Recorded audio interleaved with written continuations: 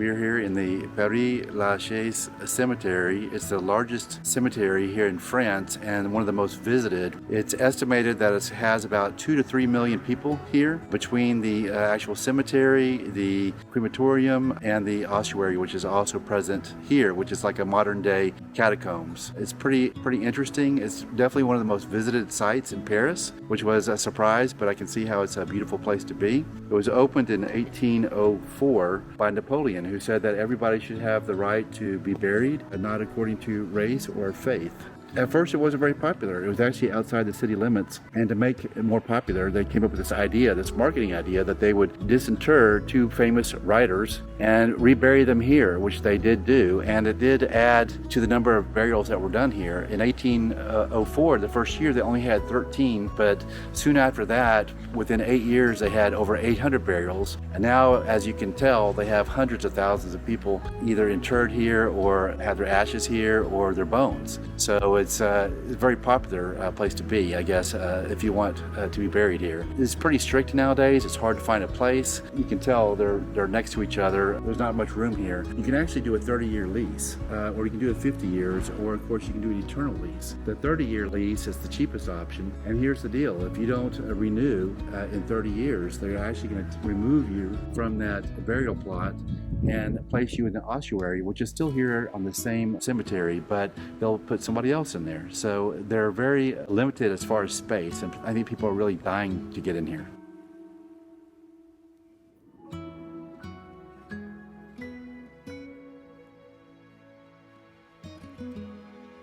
Here we are at the grave of Oscar Wilde, a great writer. You can see that they have put a glass enclosure around to protect him because everybody was coming here and leaving their lipstick prints on him for good luck.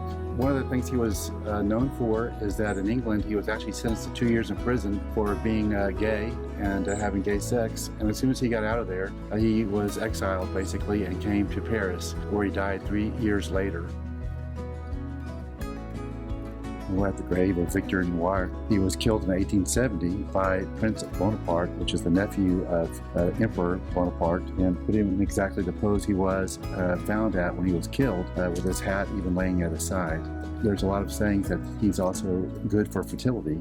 Where his trousers are, it's been rubbed a few times there. If you touch him on his left foot, you can get twins. On the right foot, you can get pregnant. And if you kiss him on the lips and also rub him right down here and leave a rose by his head, it said that you can have an amazing sex life. So here we are at the grave of Countess Davidoff, Stroganoff. She was a Russian heiress and she was exiled here in Paris, but she had a huge fortune, and she said whoever would spend the night with her for 365 days and 366 nights would inherit a large part of her fortune. 3 people tried to do it, but apparently they became crazy and they couldn't take it. Rumor has it there are mirrors installed inside, so no matter where you looked, you'd only see her. But the person was not allowed not to talk to anybody. And rumor has it she still walks the cemetery looking for other people to come stay with her and to stay at her side for eternity.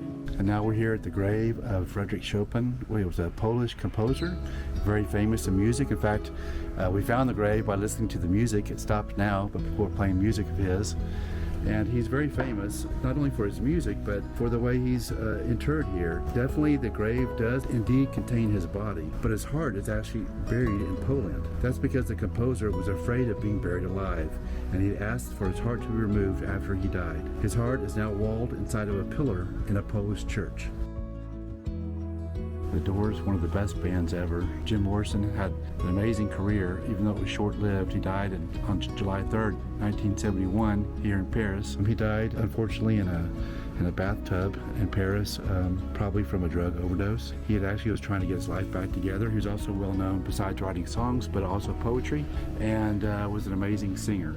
If you want a medieval love story mixed with a lot of tragedy, I got you covered. In 1115, Abelard met Heloise and they fell madly in love. They soon found out that Heloise was pregnant, which angered her uncle, who was also a priest. Her uncle gathered men together, attacked Abelard, and castrated him. The uncle then sent Heloise off to a convent. What the uncle didn't know was that the two lovers had secretly married. Abelard then became a monk, but over the next 20 years, they communicated with secret love letters, always vowing to be forever one. Flash forward 600 years when Josephine Bonaparte, the wife of Napoleon, read the love letters and immediately ordered that the lovers' remains be brought back together to be forever one at Pere Lachaise Cemetery. Here we are, still in the cemetery, and it has a beautiful memorial to all the people who were deported and taken from Paris and from France. Hundreds of thousands of people, not just Jewish people, but this is a monument to the Jewish people.